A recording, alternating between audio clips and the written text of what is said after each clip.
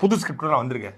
ஏன்னா இங்க வந்து லட்சிய கூட்டமா ரசிக கூட்டமா சித்தாந்தமா சினிமாவா அப்படின்னு சொல்லி அவர் பேசுனதுல ஒட்டுமொத்தமா கட்சியை டிஸ்டர்ப் ஆகி கிடக்கு. அஜித் அவர்கள் தன் சுயநலத்திற்காக ரசிகர்களை பயன்படுத்த மாட்டேன்னு சொன்னது நேரடியா சொல்ல போனா அது விஜய்க்கு தான்.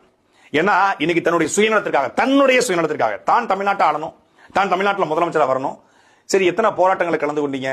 அதே போல ஜல்லிக்கட்டு போராட்டம், அனிதாவுடைய மரணத்துக்கு வீட்டுக்கு போனது, ஸ்டெர்லைட்ல அந்த துப்பாக்கி சூட்டில் மரணித்து போன அந்த அவங்களுடைய குடும்பத்துக்கு போய் ஆறுதல் சொன்னது, அப்படி ஒரு அரசியல் சார்பான இடங்களே விஜய் வந்தது, அரசியல் குறித்து பேசியது, திரைப்படங்கள் அரசியல் குறிப்பா சர்க்கார்ல அவர் பேசிய வசனங்கள், காட்சிகள் எல்லாமே பேசுவது பொருளாக மாறியது. மெர்சல்ல வசனம் வைக்கப்பட்ட ஜிஎஸ்டி குறித்த வசனங்கள் மிகப்பெரிய சர்ச்சைகளை கிளப்பியது என்பதற்கான முக்கியமான எடுத்துக்காட்டு அவர் முன்வைத்துக்கிற இந்த தலைவருடைய புகைப்படம். தமிழ்நாட்டு அரசியல்ல தமிழ் மண்ணுக்காக போராடி உயிர் நீத்த இவர்களை கையில் எடுத்துவது தோற்றதாக சரித்திரம் கிடையாது. வெற்றி தோல்வி என்பது வெறும் முதலமைச்சராவது, அமைச்சரவை இடம் பிடிப்பது, சட்டமன்ற உறுப்பினராக இல்லை, மக்கள் மத்தியில் இடம் பிடிப்பது. மக்கள் மத்தியில் நின்று மக்களுக்காக இறந்தவர்களை ஒருவர் கையில் எடுத்துக்கார் அந்த அரசியல் பயன் வந்து உண்மையிலே வெல்லணும் அப்படிங்கிறதான் நம்முடைய எண்ணம். கேடு கேட்ட கேரக்டர் ஊடு கட்டி அடிக்கலாம் வாங்கலாம்.